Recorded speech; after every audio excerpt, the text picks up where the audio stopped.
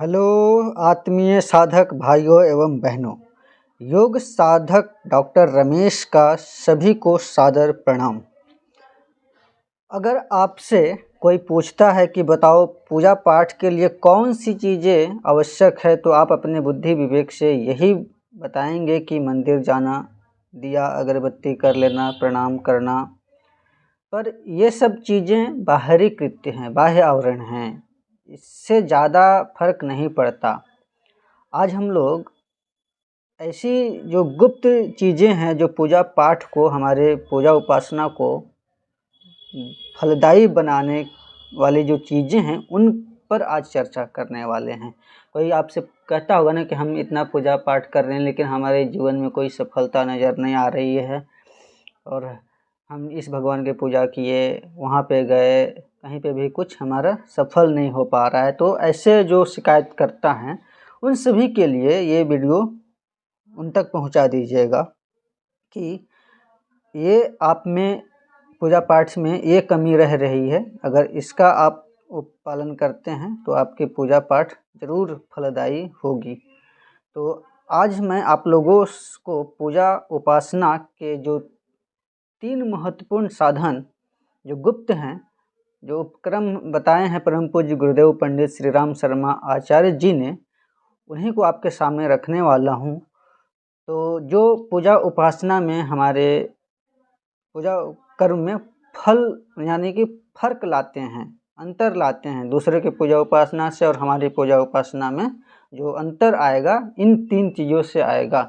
तो दूसरों से अलग बनाती है ये 3 जो बताने वाला हूँ उपक्रम। इसके बारे में पंडित श्री राम शर्मा आचार्य जी ने अपने कई प्रवचनों में चर्चा की है। तो इसी बात की चर्चा हम लोग आज करने वाले हैं। ये जो 3 जो साधन हैं, पहला है जप। जप आपका कैसा होना चाहिए। दूसरा है प्राणायाम, और फिर ध्यान तीसरा।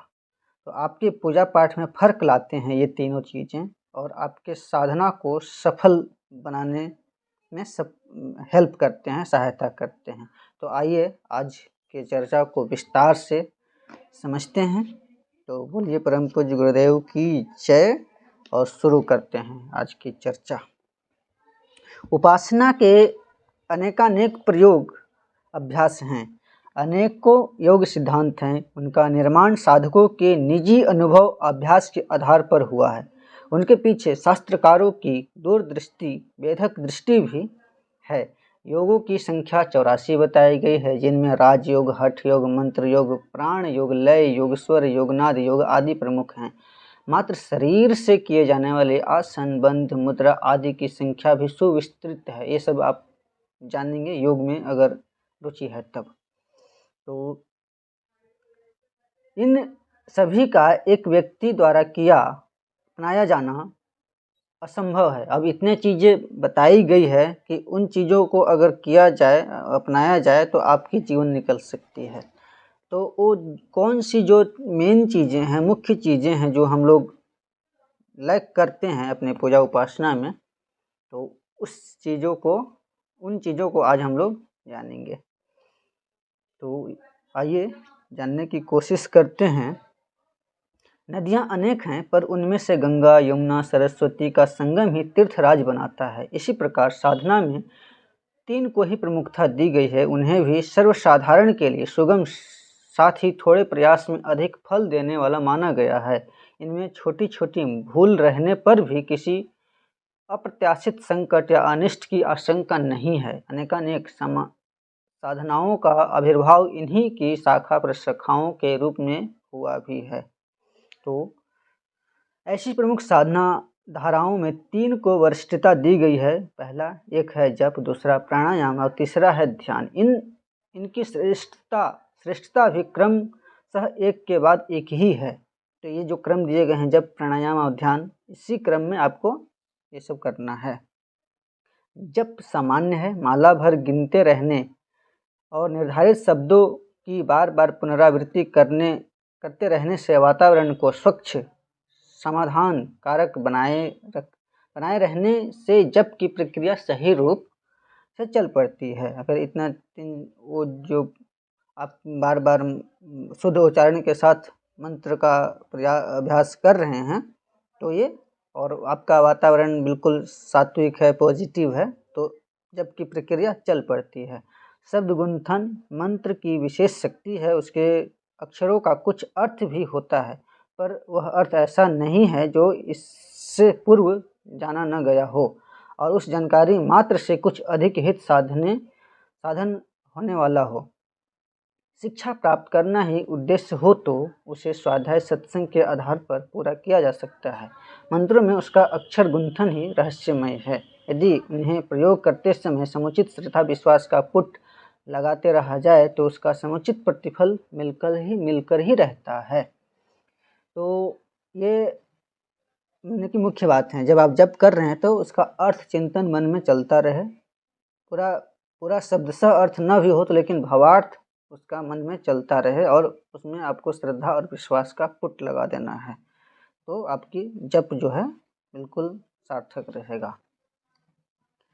तो एक कहानी गुरुजी बताते हैं कि एक कोई साधक था, वो ऐसा चमत्कार खोज लिया था अपने साधना से कि जिस किसी को भी वो अपना जल देता, मंत्र उच्चारित जल देता, तो वो ठीक हो जाता था, चाहे कोई भी बीमारी हो।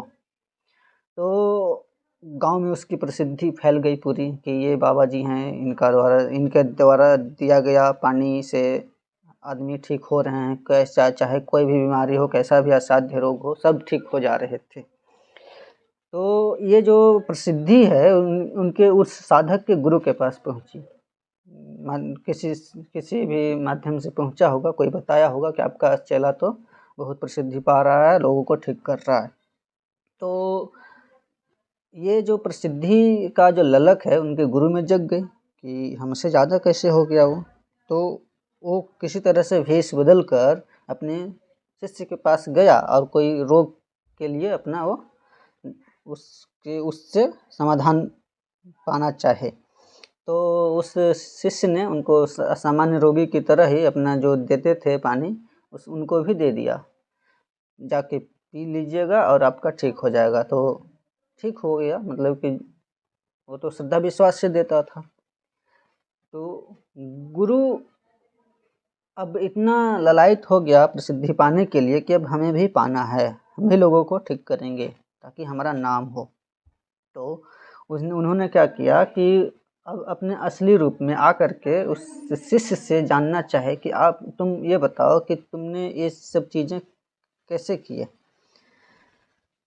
नहीं, अभी ये चीज़ें नहीं पूछता है, बल्कि अब उन्होंने क्या किया कि उसी तरह से उसने अपना भी प्रचार करना शुरू कर दिया। तो जो गुरु के द्वारा जो दिया गया पानी से लोग ठीक नहीं हो रहे थे, उनकी शिकायत होने लगी कि आप अच्छा इलाज नहीं कर पा रहे हो किसी भी चीज़ का। तो फिर से वो गुरु अपने शिष्य के पास पहुँचे और बोलते हैं कि मैंने भी तो तुम्हारे जैसे ही किया, सबको दिया, लेकिन वो ठीक नहीं हो रहे हैं, तो तुमने क्या ऐसा किया। तो वो शिष्य ने अपने गुरुदेव को प्रणाम करके कहा कि मैं गुरुजी क्या किया कि जब आपके पास मैं दर्शन करके आया था तो आपका जो चरणामृत था, आपका जो चरण धो के मैंने पानी लाया, उसी पानी को एक एक बूंद सबको मिला करके मैं दे रहा था, और मेरे उस पानी में हमारी अपनी खुद की श्रद्धा थी कि गुरुदेव के चरणामृत है तो लोग को ठीक कर देगा, ये श्रद्धा थी उसकी। लेकिन उसके गुरु के द्वारा दिया गया पानी में ऐसी कोई श्रद्धा नहीं थी, बल्कि उनका वो घमंड था, अहंकार था, इसलिए लोग ठीक नहीं हो रहे थे।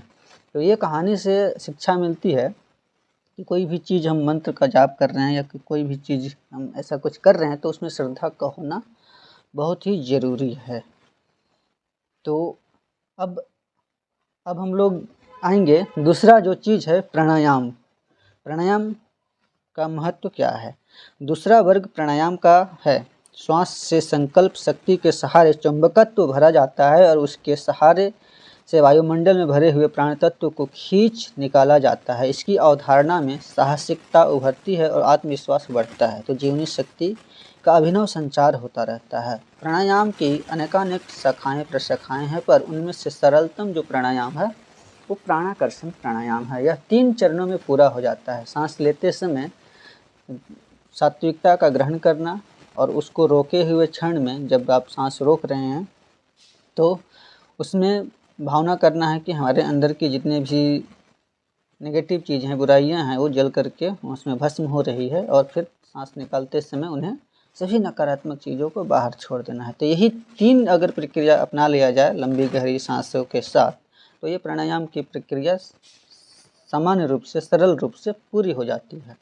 तो ये प्राणायाम आपको करना बहुत ज़रूरी है अपने जीवन में। अब जो आती है, जब प्राणायाम के बाद तीसरा जो चरण है वो है ध्यान का। तीसरा आधार ध्यान है। इसमें शारीरिक अंग अवयवों का योगदान नहीं रहता, समूचा कार्य चेतना को ही करना पड़ता है। कल्पना प्रायः धुंधली और अस्थिर होती है, उसे स्पष्ट, स्थिर और विश्वस्त बनाया जाना ही चाहिए, तभी ध्यान धारणा बन पड़ती है। उसी पर मन जमाना होता है। चित्र या प्रतिमा को सामने रखकर उसके अंग अवयवों, वस्त्र, आभूषणों, आयुधों, वाहनों के सज्जा सज्जित कलेवर के परिपूर्ण उत्सुकता और भावना के साथ देखते रहा जाया करे। इस तन्मयता भरे देव दर्शन से भी ध्यान की आरंभिक भूमिका संपन्न होती है। यानी कि जब आप प्रारंभ में किसी पे ध्यान लगाना चाह रहे हैं, तो जो भी आपके पास चित्र है या प्रतिबिंब है या मूर्ति है, तो उस पर पूरा उसके अंग अवयवों को, उसके साज सज्जा को, श्रृंगार को पूरा देखना है रुचि से और श्रद्धा से। कुछ देर खुले आँखों से देखें, फिर बंद आँखों से पूरा उसी को रिकॉल करना है, याद में लाना है, स्मृति में लाना है। तो इस तरह से ध्यान की ये शुरुआत का चरण होता है। प्रतिमाओं का निर्माण तथा अवलंबन इसी उद्देश्य की पूर्ति के लिए किया जाता है। प्रतिफल उसी अनुपात में मिलता है। जितनी गहरी साधना के भाव से संवेदना होती है, यदि उपेक्षापूर्वक अनास्था की मन स्थिति में उन्हें देखा गया है, तो प्रतिफल मात्र छवि दर्शन का ही लाभ आँखों को एक कौतूहल देखने भर के रूप में मिलेगा। किंतु यदि श्रद्धा का गहरा पुट लगा होगा, तो जड़ प्रतिमा भी जागृत स्तर से अपना परिचय देने लगेगी। आपकी जितनी श्रद्धा उस पर आरोपित होगी, उतना ही ध्यान का प्रतिफल आपको मिलने लगेगा। निराकार ध्यान इससे ऊंचा है, क्योंकि उसकी संरचना किसी दृश्य के रूप में अपने को ही करनी पड़ती है। उसका पुरातन इतिहास स्मरण करने की आवश्यकता नहीं पड़ती। जिसका भी इतिहास होगा, उसमें मनुष्य में पाई जाने वाली त्रुटियों का भी समावेश रहेगा ही। ध्यान से तादात्म्यता आती है और इष्ट के साथ साधक एकीभूत होता है। ध्यान से भी आग ईंधन जैसा एकात्म भाव बन जाता है। ध्यान में क्या होता है कि आग और ईंधन का जैसे संपर्क होता है, ईंधन आग में जाकर के पूरा आग के स्वरूप में हो जाता है। यही ध्यान है। जब आप किसी चीज़ का ध्यान करते हैं, तो आप भी एकात्म होंगे उसी के साथ। सूर्य का ध्यान कर रहे हैं, तो सूर्य के जैसा है आपकी भी प्रतिभा होने लगेगी। शर्त एक ही है कि उसके साथ सघन आत्मीयता जुड़ी हुई हो। निराकार ध्यान में भी इतना तो करना ही पड़ता है। प्रातः काल के उदीयमान सूर्य, स्वर्णिम सूर्य का ध्यान सर्वोत्तम है। दृश्यमान सूर्य अपने आप में ही प्राण पुंज है। फिर ध्यान करता अपनी आस्था का आरोपण करके उसे और भी शक्ति दाता बना देता है। गायत्री का अधिष्ठाता भी समग्र विश्व का निर्माता सविता है, और उसे परब्रह्म की साक्षात प्रतिमा इसी कारण माना गया है। तो ये जो 3 चीज़ें गुरुजी ने बताई, जप, प्राणायाम और ध्यान, बहुत सरल चीज़ें हैं, और अगर इन चीज़ों का अपनी पूजा पाठ साधना में आप उपयोग करते हैं, इन चीज़ों का, तीनों का, तो आपकी साधना बिल्कुल फलदायी बनेगी। आपको लगेगा कि आध्यात्म भी कोई चीज़ है, कोई झूठी बातें नहीं हैं। बिल्कुल 100% आपको सत्य मालूम पड़ेगा, अगर इन तीनों चीज़ों को मिलाकर आप कोई भी पूजा उपासना साधना कर रहे हैं तो।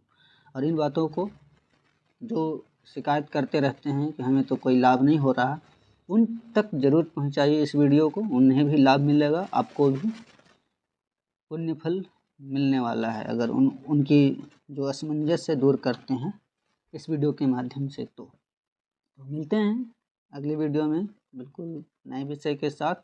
और जो भी आपकी अपने जीवन से संबंधित कुछ भी परेशानी हो कमेंट में लिख के भेजिए, मैं उस पर ज़रूर समाधान देने की कोशिश करूँगा। गुरुजी के माध्यम से गुरुजी ने लगभग 3200 पुस्तकें लिखी है, पूरा जीवन समाधान ही लिखा है। तो जो भी आपकी समस्या है वो हमें लिख के भेजिए, उस पर हम ज़रूर उनकी बातों को रखने का कोशिश करेंगे।